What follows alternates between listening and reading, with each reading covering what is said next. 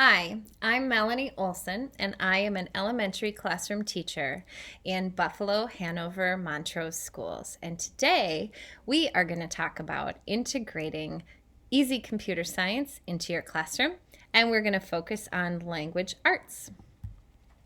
So, when we think about integrating computer science, we want to look at the pedagogy principles that they have, and language arts is a great way to hit all of those principles with a variety of activities. So, a very popular language arts objective in the elementary that we use that has a great relationship to programming is that of cause and effect. And so when we are talking about cause and effect in our text and in our stories, we use those terms, cause and effect. But when we are programming, our vocabulary is if then, if else, or if do.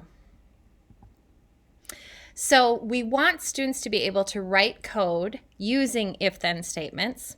We want them to identify cause and effect in relation to programming. And we want students to be able to write new writing based on code written using if-then statements.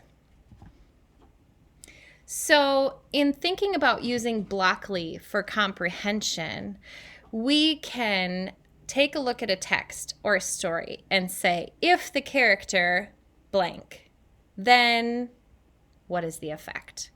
We can also take a look at author's purpose and say, if the author wanted blank, then what would they need to include in the story or in the text in order to accomplish that goal? Or we can identify the events saying, because blank, what was the effect that happened? We can use Blockly in our writing, and we can identify a sequence of events in a story. We can use it to add details to a familiar story that will alter the ending or sequence of events. We can use it for procedural writing, and you can use it for communicating your expectations to students, for giving activity directions, for sharing classroom or school rules and expectations, or for setting up your group norms.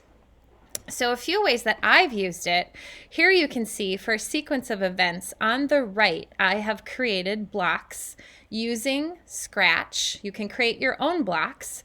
And so I created an organizer that students can use in a few different ways. They can either read a text and identify what happens first, next, last, then, and last, or they can use it before they are writing and organize their thoughts as a story organizer before they get to writing their text.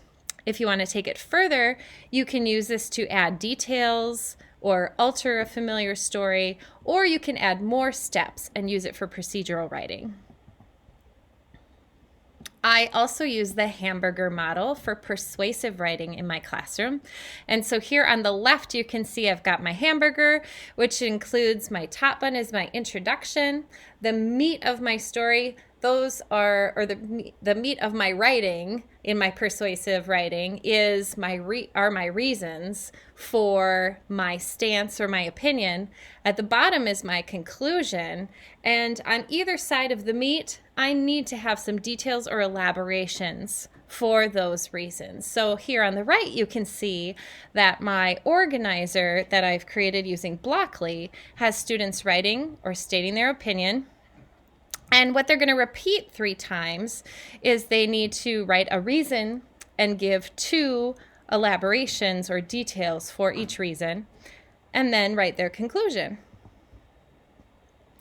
You can also use it for classroom expectations. So my elementary school is a PBIS school, and we say that at Parkside we care for ourselves, others, our learning, and our school. And you can see an example of an eagle feather that we give to students when they are showing those characteristics. And on the right, you can see I've created, using Blockly in Scratch again, an organizer or a visual that helps students remember each of those Parkside Cares qualities. Now I want to share with you some really great free resources that Google has created through their CS First curriculum. And CS First uses the platform of Scratch. And each of these slides is going to have a blue underlined title. And when you access these Google Slides after watching the video, you're going to be able to use those as a direct link to the lesson plan and materials online. So the first is characterization, where students are going to provide details of a character and describe the character's actions, thoughts, and words. They have a dialogue lesson where students program a conversation between characters. They have a great figurative language lesson with an emphasis on metaphors, similes, personification, hyperbole, and idioms. They have an interactive presentation lesson where students are going to either create a new presentation or take an existing one and make it interactive. They have a narration lesson where students are going to explore first and third person point of view. And then they have a really great multi-day unit on storytelling. And this emphasizes creativity by encouraging students to tell a unique story each day. So this is a lesson that you can use again and again in your classroom. So all of those CS First activities, we're using the platform of Scratch. This too uses the platform of Scratch using Makey Makey. So Makey Makey is the resource. You can see what it looks like at the bottom of the slide. And on this page, where you click on this, it's got a link, direct link to resources where you'll find 15 classes that have been created for students by Makey Makey that are all embeddable with Google Slides. I'm going to highlight 2 that do a really great job of integrating language arts. So their week 5 activity is craft and code stories. And when you interact with this slide in the presentation, as you can see, every box is a link or an interactive video that will show you a lesson plan or how to do the activity. And then their week 7 activity is hack literacy and code poetry. So students are going to write poetry stanzas and draw symbols for poem generators. And they are going to learn how to record audio in Scratch, which kids love. They're going to learn how to code random in Scratch. Here is a tutorial video for you also. And again, these are all created by Makey Makey, which uses the Scratch platform to do all of the coding.